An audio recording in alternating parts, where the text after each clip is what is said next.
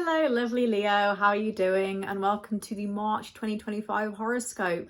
So this month is quite a lot. It's nothing to be afraid of and nothing to be scared of. I know some astrologers are saying this is absolutely chaotic, and there is a bit of a chaotic energy to it, but it's nothing that we can't deal with. So don't worry too much about it. But there is a lot going on. So let's just get started. I will say that things might feel a bit better now that Mars is direct in Cancer. And Mars can make us feel very aggressive as well. So the fact that it's in Cancer, which is in its fall, and it was retrograding, it made everyone feel a bit sort of lazy and angry. And like I say, it's still not great being in Cancer, but it's better when it's direct. So we might be feeling just a little bit better. But let's just talk about what's happening in March. So the 1st of March, let's kickstart off with Venus retrograde in Aries in your 9th house. So when we have a Venus retrograde, we reevaluate our relationships, but also our appearance and our material possessions as well. So, when we have a car or I don't know, piece of jewelry, something where it's like a material asset, because Venus is all about opulence and luxury and material goods, but it's also about appearance and love as well. So we think about all these different things, evaluate them.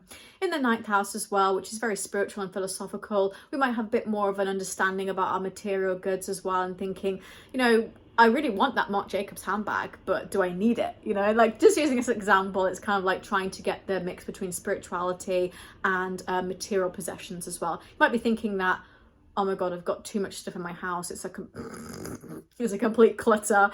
But actually I want to have more of a minimalist lifestyle, that kind of thing. And of course, Venus retrograde makes us think about our relationships, our love lives, and it can bring exes back. And it can also make us think a little bit more about, what we really want from our commitments as well. In the 9th house, not particularly love related, but it could be that you're thinking more about relationships that are outside of your hometown, for example, foreign partners, or thinking more about there is something out there, but I've yet to see it, and having more of a sort of expansive view on things as well.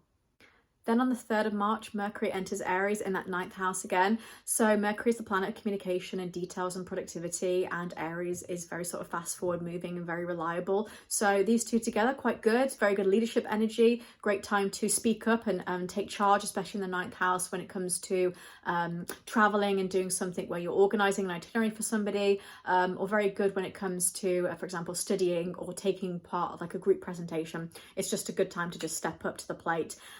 However, Mercury in Aries, although it's better than Pisces, it can be very heat of the moment, and you kind of want to say things because you just want to get your words out quickly, and because of that you might say things that you don't necessarily mean. So especially as a Leo, as a fire sign, just be a little bit more careful when it comes to that as well.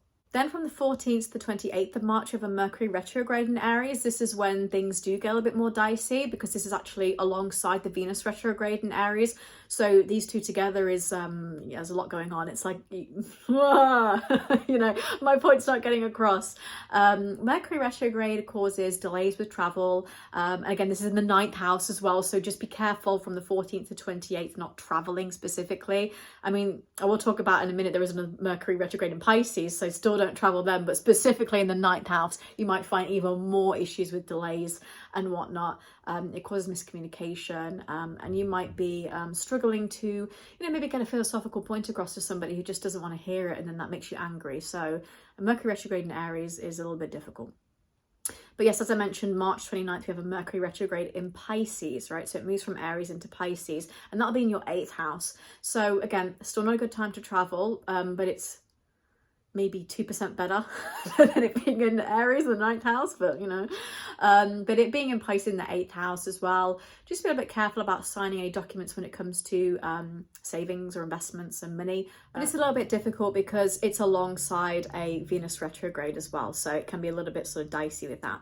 On March the 27th, Venus will be retrograding in Pisces, so this will be in your 8th house again. So this could definitely bring back an ex that you had a more physical relationship with, or somebody that you really had a very strong bond with, very emotionally intimate bond, somebody that you really wanted to trust. It could be somebody that betrayed you and they're trying to come back and have forgiveness, and you're like, hell no. But there's definitely could be some ex or situationship, or somebody that comes back. It doesn't have to be a relationship, but someone that you had very strong bond with specifically can come back and kind of cause you issues. Then going back in time a little bit, March the 14th, you have a Virgo lunar eclipse in your second house of finances. So you could pay some debt off and reach a financial goal. And you also need to reshape the way you see money and sort of let go of anything that seems to be too greedy or too full of lack as well. Again, because we talk about that Venus retrograde, about assets, and you also have a lot of 8th house activity. And also this lunar eclipse is in very close proximity to the South Node in Virgo as well. So it's all about letting go of things you don't need anymore. And this can also help you redefine your career goals as well when it comes to money. You have a very strong Pisces concentration in the 8th house, as I mentioned, of investments. So reevaluating your savings a little bit more too. But you could also cut back on a period of poor diet, poor eating, and maybe eating fatty foods or binge eating, for example. Then on the 29th, we have an Aries solar eclipse in the 9th house. So you could start traveling or you could book a holiday. You could be teaching somebody something new or find that you have to mentor someone at work or lead on a project that you haven't before. And it kind of gives you valuable tools and skills that you can then take into the rest of your career and the rest of the year, actually. So overall, Leo, there's a lot of energy with the 9th house of study and travel and spirituality, but also the 8th house of investments and finances as well. Definitely letting go of a period of maybe some debt or something to do with a financial plan with the Virgo lunar eclipse on the 14th as well. But generally, this is quite a packed month, nothing to be afraid of. But if you feel like, I need to catch my breath this month, then that's perfectly normal. That is happening. So, leave me a comment and let me know what's happening. Oh, also, I should mention, yes, Neptune does ingress into Aries on March the 30th in your 9th house. So I'm going to do a different video about this, which is why I kind of just disregarded it. But Neptune is that planet of spirituality, very expansive. It's larger than life in Aries in the 9th house with spirituality. Definitely could be feeling very fast forward and moving with your spirituality. But I will talk about that separately because I don't want to make these videos too long and not to sound callous, but I just don't have the time either. So I have to dedicate specific time to talking about it. But it is important and I always encourage people to do their own research. So if you think that's going to be interesting for you, then please do some research on it.